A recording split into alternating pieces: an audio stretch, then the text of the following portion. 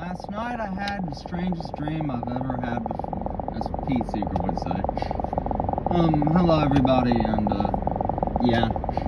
last night I had a really, really odd dream, and I'm kind of going to talk about it. Or, actually, it was Saturday night, I don't know, if it's in between Saturday night and Sunday morning, would that be Saturday or Sunday? It doesn't matter, okay. It's Monday afternoon now, and I'm talking about it, and I posted like a 45-minute long ramble about it last night, and I don't know if anyone here saw that, and if you didn't, well, if you want to listen to it, you can, if this really intrigues you, but you didn't miss very much. It was kind of just sort of me rambling on and talking about the dream, and then I get sidetracked and ramble about like Elon Musk or Steely Dan or whatever. Just random stuff. It doesn't matter, but yeah.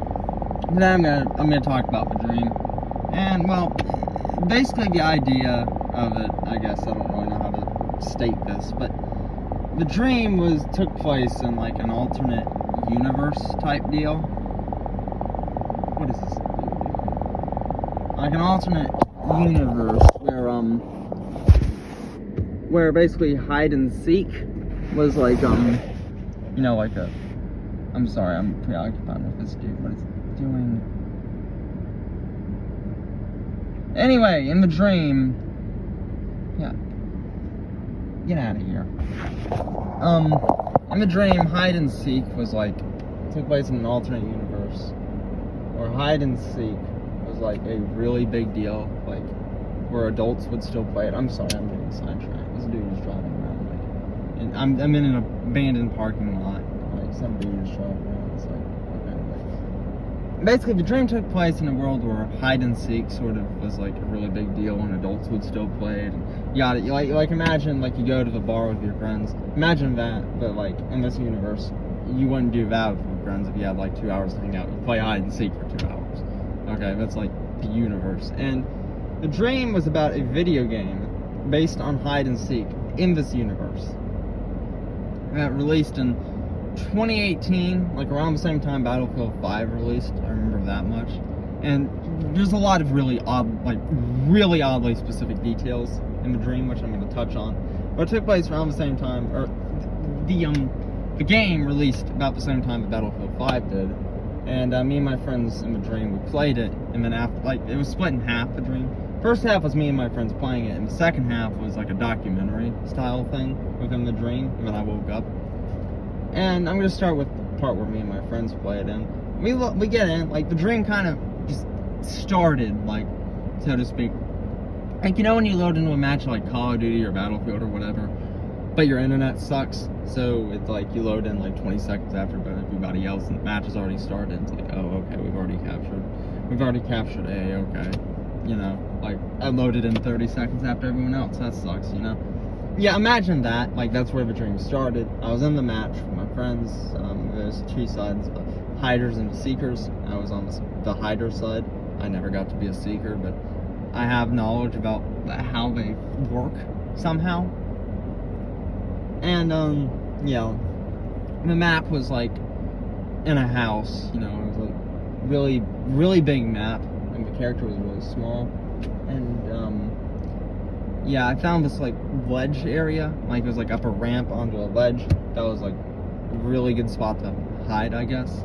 It lasted almost the whole match, and then I died a bunch, and the way the game functioned was really weird. It was, a really weird mix of, a hide and seek, block hunt. If you ever play that on Minecraft? And when I was a little kid, I was obsessed with that. I guess that's kind of where this dream came from, if I had to guess. Because if not, then I really don't know what happened. The Mandela effect, the alternate universes, CERN, that whole nonsense, which I'll touch on in a second. But it was a mix between block hunt or hide and seek or whatever, and Splatoon, Turf Wars and all that. And, what's the third one? Team Deathmatch in Call of Duty. But if you were a hider, you only had 3 lives. So, and the Seekers had infinite lives, and the Seekers had, abilities, which they would use to, get the hiders, and they would, when to capture land, they just sort of walk over it. while as a hider, you kind of had to like using like a sort of like a gun and then kind of like the roller from Splatoon, sort of capture land. And there was like 12 like heroes or specialists or whatever they called that, I don't remember, on each side, like to choose from. It was like 20 hiders or like 24 hiders or something like that, and 4 seekers. So you do the math, I guess. And where am I going with this? And yeah, it was scored in a way to where it was like, you know, 3 separate scores that were first calculated, and then they get added together. And it was the score from the team deathmatch, the score from the turf war, and then the highest rated score by far was the actual hide and seek itself. So that the other 2 kind of game modes, which was all sort of lumped into one, didn't really actually matter. And the game was really ahead of its time in some aspects, but overall the game kind of sucked. But it was one of them weird games where it was like, for the most part it sucked, but there was just a few weird mechanics or stuff. It was just really, really, really ahead of its time. Like, there was this one seeker dude who was like an octopus type thing, and the way it was controlled, like, I don't remember how, but like every single arm was controllable at the same time, and really intuitive, and not like clunky mess type controls. Like, it was really intuitive. You know, it was like, okay, this is kind of not really easy. There's like a talent curve behind it, but once you figured out the controls, it was like really good controls. You know, you could do all sorts of stuff with it. You know, if you got good at the controls, it was OP, like insane. And yeah, stuff like that. But for the most part, the game was a complete failure. And yeah, I played a couple matches. There was one level that took place in a fictional piece of parlor in the middle of winter at night in a abandoned parking lot right across the street from my old apartment that I used to live in about 5 years ago. And it was like reimagined, like some buildings were moved around. Like there was an old Blockbuster that was like now like a tire shop that exists IRL that did not, it was like I think across the street in the game. Like stuff like that. Like it was like, okay. But it was like, I could tell it was that exact parking lot. I was like, what? You know, it was like really odd stuff like that, which is just sort of like, how the hell did my brain even conjure that up? You feel me? And yeah, after about the 3rd game, I think I rage quit because, like I said, the game sucked. The game was horrible. But there's just some certain things where it's just like, okay, this is really good in some aspects, but overall it just sucked. And yeah, and I'm gonna get on the, and that's it for like the part where I was actually playing the game. Like, I think we went on to play like Fortnite or something. I can't remember. Anyway, but into the documentary side of the things, it sort of explained more like the inner workings, the influence of the game, the creator of the game, like the CEO of the company, which is called like Baroque Studios or Baroque Games or Baroque something. And the dude who made the game, like the CEO of the company, was a massive asshole. Like, you know, like just getting into fights with employees, that kind of thing. That reminds me of my own boss. But yeah, he was not a nice guy. And the documentary touched on him, like the inner workings of the game, and then it touched on this horror slasher type movie that was based on the game. That was like an 80s slasher type thing that took place in 1977 or 79. And it was like a bunch of cheerleaders. They play hide and seek, and then you guessed it, big slasher ski mask guy with a machete shows up. You'll never guess what he does. Big, you know, he kills him. He's a slasher movie, you know. And there's this one character in the movie who is really important for some reason. Like, she was one of the cheerleaders. She was like really important to like in general. But I cannot for the life of me remember why I was supposed to care about her. Like, oh, like, okay, she's just some girl. But she was really important for some reason that my mind just can't seem to remember. So, yeah. And, I think I've glossed over about everything for the dream itself.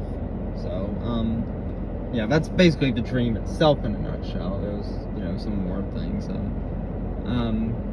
And then afterwards, I woke up I fell asleep around 10:30, 11, somewhere around there. I woke up about 12:15, and naturally I was got on Snapchat with my friends and just started, texting them all about this. Like, oh my god, y'all, I just had the wildest ass dream, and I wrote like probably like a fucking college level essay on the whole thing.